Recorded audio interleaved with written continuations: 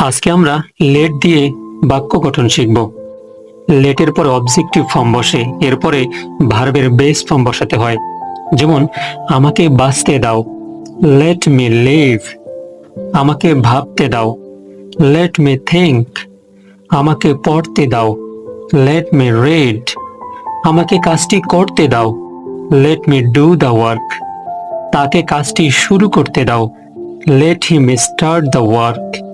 আমাকে ভিতরে আসতে দাও, লেট মি কাম ইন।